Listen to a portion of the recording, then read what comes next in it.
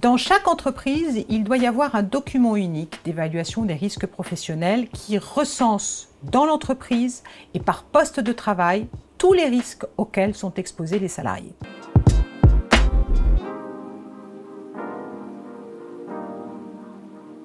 Ils sont extrêmement nombreux. Ce sont les risques liés à la chaleur, les risques liés au bruit, les risques incendie, les risques liés aux chutes, les gestes et postures, tout ce qui s'imagine donc comme pouvant générer un accident du travail ou une maladie professionnelle. Et puis aussi les risques psychosociaux.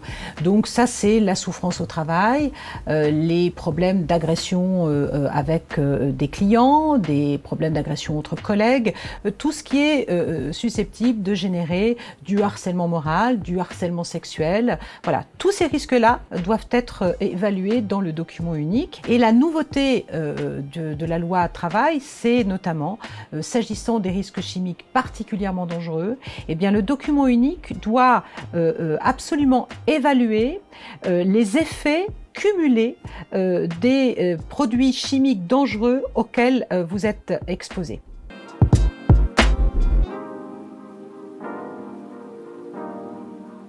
Autre nouveauté du document unique d'évaluation des risques professionnels, ce sont les modalités d'actualisation de ce document.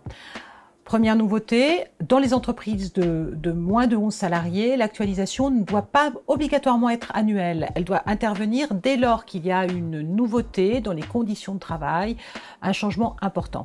Dans les autres entreprises, donc celles de 11 salariés et plus, l'actualisation doit être annuelle, mais il faut obligatoirement, lorsqu'on actualise le document, chaque année, consulter le CSE, ça c'est une nouveauté. Autre nouveauté également, à chaque modification du document unique, il doit y avoir une transmission du document à la médecine du travail. Et puis aussi, et c'est également très important, les salariés ont accès à ce document, c'est-à-dire qu'ils doivent être informés de l'existence de ce document, mais s'ils en demandent la communication, on doit transmettre à chaque salarié le document unique d'évaluation des risques.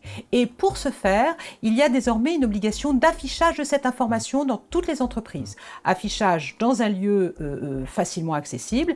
Et si vous avez dans votre entreprise un règlement intérieur qui s'applique, eh bien, à l'occasion de l'affichage du règlement intérieur, eh bien, il faut également afficher la possibilité d'avoir accès au document unique d'évaluation des risques. Et puis, autre nouveauté et d'importance, les salariés y ont accès, mais les anciens salariés également.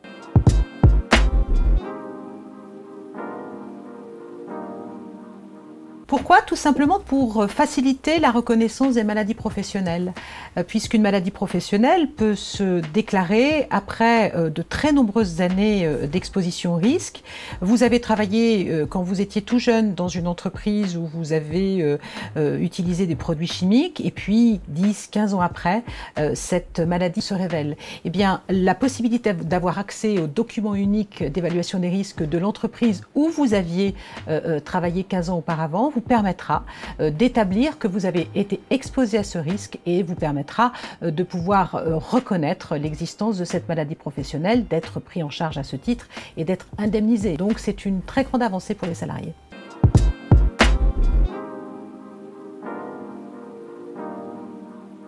Autre nouveauté du document unique, c'est sa durée de conservation. 40 ans, le document doit être conservé pendant 40 ans et chaque version doit être conservée et à compter du 1er juillet 2023 pour les entreprises de plus de 150 salariés, à compter du 1er juillet 2024 pour les autres, eh bien cette conservation se fera au moyen d'un portail dématérialisé, donc ce qui permettra un accès très facile à chaque exemplaire du document unique.